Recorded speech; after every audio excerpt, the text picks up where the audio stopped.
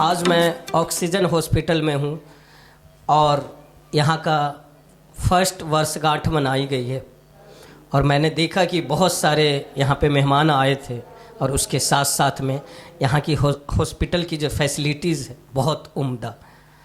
एक छोटे से शहर में इतना अच्छा फैसिलिटी अपने आप में बयान करती है जो हॉस्पिटल बनाया गया है। क्या सोच रख के, क्योंकि यहाँ की जो जनता पहले जो दरभंगा, पटना, दिल्ली इलाज के लिए जाते थे, बाहर जाना पड़ता था, उनको अब कम पैसे में यहीं इलाज हो जाता है। और इसी के अवसर पे हमारी जो गेस्ट है स्वीटी प्रिया जी, मैं उनसे चाहता हूं कि पहली वर्षगांठ पे मैम चंद शब्द संबोधित करें हमारे दलसिंह सराय को जनता। बहुत बहुत धन्यवाद। आपके केवी टीवी बिहार न्यूज़ के माध्यम से मैं सारी जनता को सबसे पहले प्रणाम करती हूँ। और आज हमारे हॉस्पिटल का 1 साल पूरा हो गया है, तो मुझे काफ़ी खुशी मिल रही है और बहुत सारे हमारे समाज का सहयोग भी मिल रहा है। हमारे यहाँ करीब सारे डॉक्टर मौजूद हैं दलसिंह सराय के, जो खास करके क्योंकि आप महिला हैं और यहाँ की महिलाओं का एक विशेष मान सम्मान करती हैं आप, और ये हॉस्पिटल के भी माध्यम से आप खास करके महिलाओं के लिए भी सोच रखती हैं। और मैं चाहता हूँ कि कुछ यहाँ के महिलाओं के लिए बोले हॉस्पिटल की फर्स्ट वर्षगांठ पर। देखिए, मेरा हॉस्पिटल खोलने का सबसे बड़ा यही सिद्धांत था कि हम एक समाज सेवी हैं, पहले से पूर्व से भी रहे हैं और हम ऐसा सेवा दे सकें। हाँ, यहाँ की जनता को जो यहाँ से बाहर जाते हैं, जब बीमार हो जाते हैं और अच्छी सुविधाएं नहीं मिल रही थी, डॉक्टर अवेलेबल नहीं थे, सही तरह के उनका इलाज नहीं हो रहा था और काफ़ी मतलब कि बहुत ये सब चीज़ सोचनी विचारनी, और ख़ास करके जो नहीं सही समय पर इलाज करवा पा रहे हैं और सही से इलाज नहीं करवा पा रहे हैं, बाहर जाएंगे एक्सपेंस ज़्यादा होगा, खर्च ज़्यादा होगा, जिस कारण से हमारे समाज के नीचे तबके के जो भी हमारे घर के परिवार के लोग हैं वो अपना इलाज ठीक से नहीं करवा पा रहे थे। तो हमें लगा कि एक सामाजिक तौर पे ये भी सबसे बड़ी भूमिका होगी, समाज का सेवा करने का एक बहुत अच्छा हमें अवसर मिलेगा। तो हम लोगों ने, हमारे हस्बैंड ने, सभी लोगों ने ये विचार किया कि एक ऐसा हॉस्पिटल खोलें जिसमें हर तरीके का सेवा उपलब्ध कराई जाए यहाँ की जनता के लिए, महिलाओं के लिए, बच्चों के लिए। हमारे यहाँ अभी हर तरह की सेवा दी जा रही है। छोटे बच्चे का भी इलाज किया जा रहा है जो कि संभव नहीं था। ऑक्सीजन पाइपलाइन जो कि यहाँ दलसिंह सराय में बिल्कुल नहीं था, अब देखा देखी मतलब कि जैसे ही और हॉस्पिटलों में शुरू की, अब शुरू और दूसरे हॉस्पिटलों में भी किया जा रहा है। तो हमारे यहाँ जिस समय में कोविड का समय था, उस समय में हमने हॉस्पिटल को खोला था, तो बहुत सारे ऐसे पेशेंट आए, रोगी आए जो कि एकदम काफ़ी स्वस्थ हो गए, मतलब जो ठीक तरह से जो है उनका ट्रीटमेंट किया गया यहाँ से, और कोविड से जो है पूरा पीड़ित थे वैसे पेशेंट जो है स्वस्थ हो गए। तो उस समय काफ़ी खुशी मिलती थी कि हमने बहुत अच्छा काम किया है। दूसरी बात ये कि जब उद्घाटन हुआ था तो हमारे माननीय विजय बाबू ने उद्घाटन किया था और उस दिन मैं काफ़ी ज़्यादा इसलिए उस दिन उत्साहित थी, करीब 1 साल पहले, क्योंकि वो उस दिन बहुत ही काफ़ी समय निकाल करके मुख्यमंत्री जी उनके साथ 4 बजे की मीटिंग थी, फिर भी वो हमारे लिए उन्होंने बहुत ही कीमती वक्त कहते हैं और हमारे लिए वो निकाल करके आए। सबसे बड़ी मेरे लिए वो बात है। और दूसरी बात ये है कि काफ़ी वो सराहना किए कि ऐसा दलसिंह सराय में हॉस्पिटल में पहली बार देख रहा हूँ और इतनी सुविधाएं हैं, सारी सुविधाएं। काफ़ी वो खुश हुए, जितने भी लोग आए, हज़ारों की तादाद में आए थे और सारे लोग यहाँ से प्रसन्न होके गए। स्वीटी प्रिया जी ने इतना अच्छा मतलब समाज के हित में काम किया है। तीसरी बात ये कि जो भी गरीब तबके की महिलाएं जो BPL कार्ड, उनको हम लोग फ्री में सेवा दे रहे हैं। और जो भी सेना से रिटायर कर गए, जैसे आर्मी से रिटायर कर चुके हैं, उनको हम लोग जो भी अगर बीमार हो गए, अगर आ गए हमारे हॉस्पिटल में, उनको हम लोग फ्री सर्विस दे रहे हैं, फ्री में सेवा दे रहे हैं, कोई फीस नहीं लग रहा है उनका, हम लोग फ्री में सेवा दे रहे हैं उनको। बहुत ही शानदार मैम।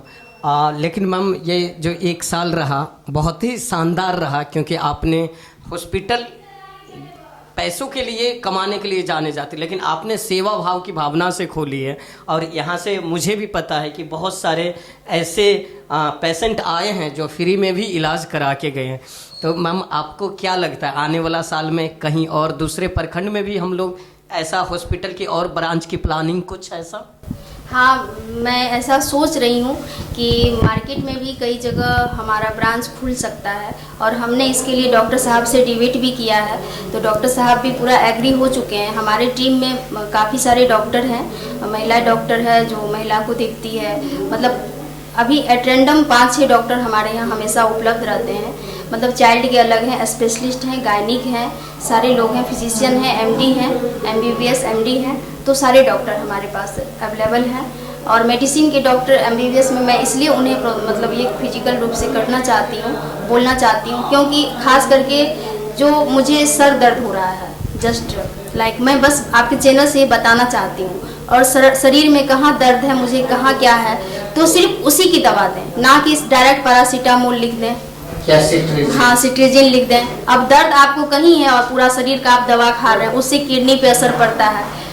तो ये सब भी बहुत बड़ा रीजन होता है। अगर अच्छे डॉक्टर हैं, उनको मेडिसिन का अगर अच्छा नॉलेज है, तो आपका इलाज एकदम अच्छे से होगा, बहुत ही बेहतरीन तरीके से होगा, और आप जल्द से स्वस्थ भी हो पाएंगे। मैम, एक राजनीतिक सवाल है जो मुझे पता चली है, जो हमारे जो भैया जी हैं वो खड़े हो रहे हैं चुनाव में, जो चेयरमैन के लिए। तो मैं चाहता हूँ दलसिंहसराय के जनता के लिए कुछ विशेष जो आप अपील करना चाहती हैं। मैं जनता से अपील क्या करूं, क्या कहूं, जनता मुझे देख रही है, मैं किस टाइप से सेवा कर रही हूं, और मुझे नहीं लगता है कि जनता को ये मौका गंवाना चाहिए, क्योंकि हमने उस तरह से काम किया है। मुझे अपने आप पे गर्व नहीं है, मुझे जनता के बीच जो मैं जाती हूँ, मुझे जो सम्मान मिलता है, मैं उसके आधार पर बोल रही हूँ, आपसे ये बात कर रही हूँ। तो हमें लगता है कि जनता इस बार मौका ज़रूर देगी। मुझे अपनी जनता पे काफ़ी विश्वास है, भरोसा है कि वो इस बार हमें जो ज़रूर मौका देगी।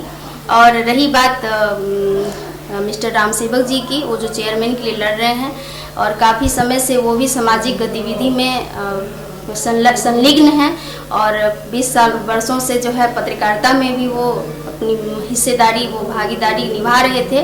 और 20 वर्षों से हमारा एक स्कूल भी है, सक्सेस मिशन स्कूल, जो आपने सुना होगा।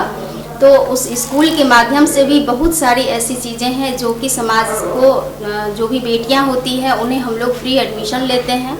बेटियों का जो है एडमिशन चार्ज नहीं लगता है, और आरटीई के तहत जो सरकार की तरफ से है, तो 25% हम लोग बच्चों को गोद लेते हैं, फ्री में पढ़ाते हैं। जहाँ तक हमारा स्कूल है 8 तक हम लोग उसे फ्री में देते हैं। दूसरी बात ये कि अगर कोई भी पेरेंट्स अकस्मात जो है उनका साया उठ जाता है, पिता का साया उठ जाता है, तो वैसे बच्चे को हम लोग फ्री में सारा चीज़ पूरा गोद ले लेते हैं, स्कूल गोद, मैनेजमेंट गोद ले लेती है, वैसे बच्चे को हम लोग फ्री में पढ़ाते हैं। तो ये सारा चीज़ भी तो एक जुड़ा हुआ है, बेटी के लिए फ्री एडमिशन, और वैसे बच्चों को गोद ले लेना, और आरटीई के तहत जो गरीब बच्चे हैं, जो पढ़ा नहीं सकते हैं, महंगे स्कूल में जा नहीं सकते हैं, वैसे बच्चे को हम अगर अडॉप्ट करके वैसे बच्चों को हम जगह दे रहे हैं। आरटीई में तो हर कोई चाहता है, अगर आपके पास पैसे भी हैं और आप सक्षम भी हैं, ऐसे भी लोग चाहते हैं आरटीई में घुस करके मतलब सरकारी फ़ायदा लें। लेकिन हमारे यहाँ मैनेजमेंट पूरी टाइट है, हम लोग मतलब जो नहीं पढ़ा सकते हैं ऐसे बच्चों को हम लोग उनके बच्चों को गोद लेकर के उनके बच्चों को हम लोग पढ़ाते हैं। बहुत बहुत धन्यवाद मैम। तो दर्शकों, स्वीटी प्रिया मैम एक समाज सेवी के साथ साथ, चाहे वो स्वास्थ्य के क्षेत्र हो या शिक्षा के क्षेत्र हो, मैं दोबारा रिपीट करना चाहूँगा कि बेटियों के लिए फ्री एडमिशन है, 1 रुपये भी एकदम निःशुल्क दाखिला हो रही है। और साथ में मैम ने जो बहुत नेक कार्य शुरू की है, जिन बच्चे का पिता का छाया उठ जाता है सर से, उन बच्चों को पूरा success mission school management team गोद ले लेती है, और 8वीं तक उसको निःशुल्क शिक्षा दी जाती है। तो मैं अनुरोध करता हूं कि एडमिशन का टाइम चल रहा है, और अगर जो बच्चा पढ़ने में सक्षम है या जिनके पिता नहीं है, वो बच्चे हम तक जुड़े, और हम और स्वीटी मैम के सहयोग से उन बच्चों को आगे पढ़ाई लिखाई में हम लोग हर संभव मदद करेंगे। तो दर्शकों, मैं उम्मीद करता हूँ राम सेवक भैया जो हैं, जो खड़े हो रहे हैं, उनको आप सहयोग कीजिए। ये मौका नहीं गंवाना है, क्योंकि ये 4 दिन 4 हफ्ते 4 महीने की बात नहीं है, 5 साल की सवाल है। और 5 साल किसी भी इंसान के लिए, किसी भी बच्चे के लिए भविष्य की सवाल होती है।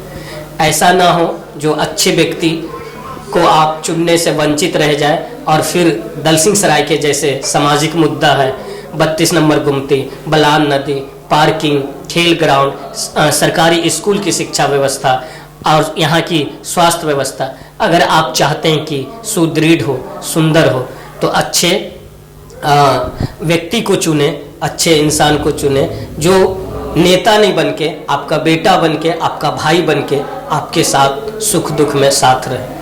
तो मैं अपने प्रोग्राम को यहीं पे अलविदा कहता हूँ। कैमरामैन दीपक के साथ फिर मिलते हैं नए कहानी में, नए शख्सियत के साथ, नए जगह पे।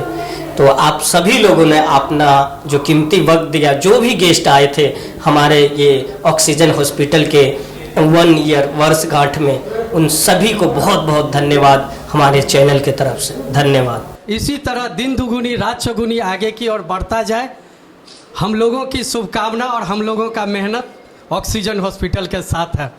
धन्यवाद। बहुत बहुत मैं सबसे पहले शुभकामनाएं देता हूं 1 वर्ष पूरा होने पर। और जैसा कि मैं बता दूं कि इनॉग्रेशन के समय भी मैं था, और इस कोरोना काल में जिस तरह से इन्होंने स्थानीय लोगों की सेवा की है वो काफ़ी काबिल तारीफ़ है। और स्थानीय जो मध्यम वर्गीय परिवार हैं, निम्न वर्गीय परिवार हैं, उनके लिए अस्पताल ने काफ़ी अच्छा काम किया है।